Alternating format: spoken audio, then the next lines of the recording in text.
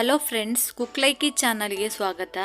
ನಾನಿವತ್ತು ದೇಹಕ್ಕೆ ತುಂಬ ತಂಪಾಗಿರುವಂತಹ ಕರ್ಬೂಜ ಹಣ್ಣಿನ ಜ್ಯೂಸನ್ನು ಯಾವ ಥರ ಮಾಡೋದು ಅಂತ ತೋರಿಸ್ತೀನಿ.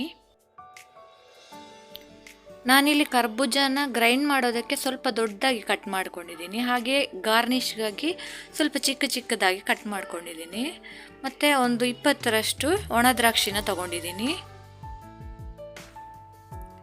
ಇದನ್ನು ಒಂದು ಜ್ಯೂಸರಿಗೆ ಹಾಕ್ಕೊಂಡು ಗ್ರೈಂಡ್ ಮಾಡ್ಕೊಳ್ತೀನಿ.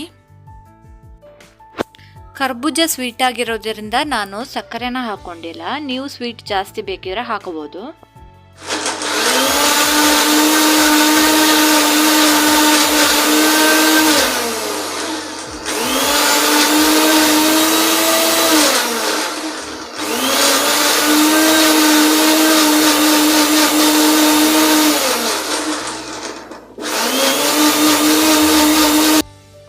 ಈಗ ಜ್ಯೂಸ್ ರೆಡಿ ಆಗಿದೆ. ನಾನು ಇದನ್ನು ಸರ್ವ್ ಮಾಡ್ಕೊಳ್ತೀನಿ.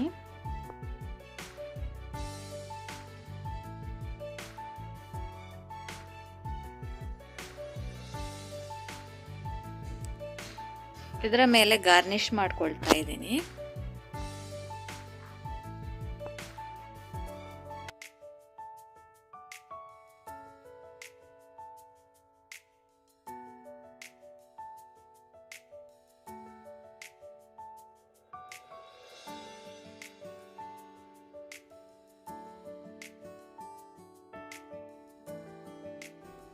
ನೀವು ಕೂಡ ಈ ಜ್ಯೂಸನ್ನು ಟ್ರೈ ಮಾಡಿ. ನಿಮಗೆ ಇಷ್ಟ ಆದರೆ ಲೈಕ್ ಮಾಡಿ, ಶೇರ್ ಮಾಡಿ, ಸಬ್ಸ್ಕ್ರೈಬ್ ಮಾಡಿ. Thank you.